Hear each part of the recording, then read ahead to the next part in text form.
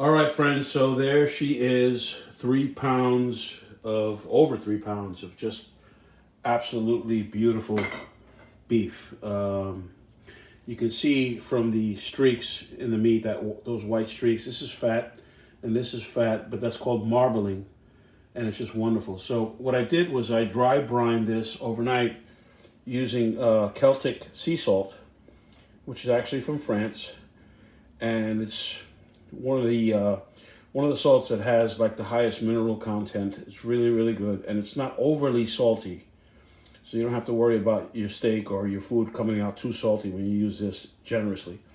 So to dry brine it, last night or yesterday when I got home from work, I had this completely covered with salt, and as you see here, what happens is the salt draws out the moisture. I don't know if you can see, there's still some moisture there.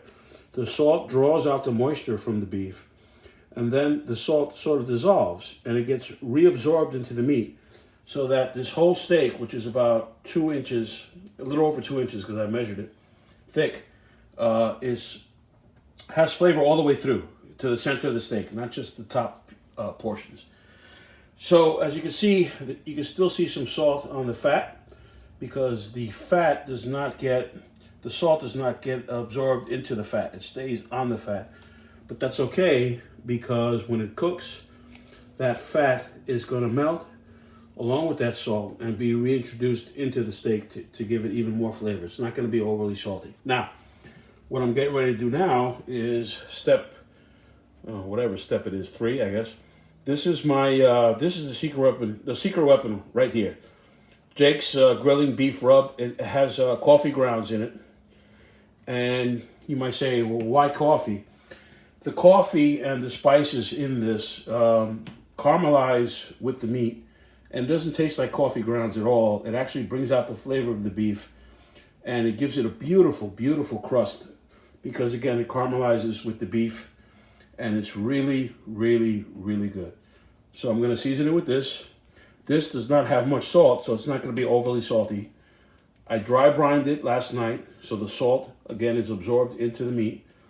And I have a feeling this is going to be really, really good. You can see how big the steak is, again, when I grab it. It's a tomahawk. It really is a tomahawk. It's heavy, and it's just a beautiful cut of beef. God's a genius. All right, friends, so I got the beef rub with the coffee grounds on here. This steak is looking beautiful. It smells delicious already. It's on the baking pan, so it's going to bake, and because it's on this this grate here, air is going to flow and it's going to cook evenly. So the oven is set at 250 degrees, and this is your friend, this meat thermometer, because I'm going to cook it in the oven first to an internal temperature of about 120 degrees. So I'm going to stick it all the way through, and when it reaches about 120, I'm going to take it out, let it rest. Then I'm going to put it on a piping hot pan and sear both sides. This right here is some unsalted whipped butter that I'm going to make a nice, beautiful garlic and onion compound butter. I got some Italian seasoning in it as well. So this is just to taste. You season it to taste.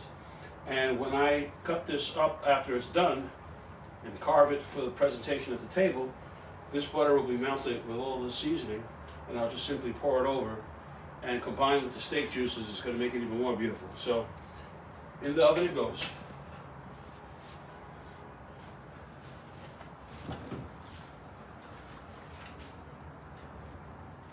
So in the oven, the steak has reached its desired temperature. It smells delicious, but now I'm going to sear it. So I have this cast iron pan on medium heat. It's going to cook to a nice hot temperature. You're actually going to see, you want to see smoke coming off of this before you put the steak on it. And you're going to hear that wonderful sound of searing when it hits the pan. That's what you want to get. Okay, so this pan is literally smoking right now, which means it's ready, it's oiled, and this is what you want to hear. We're going to grab this, throw it on the pan. That, my friends, is the sound you want. That is a beautiful thing. All right, it's off the pan, and look at that. Just look at that crust. It looks incredible.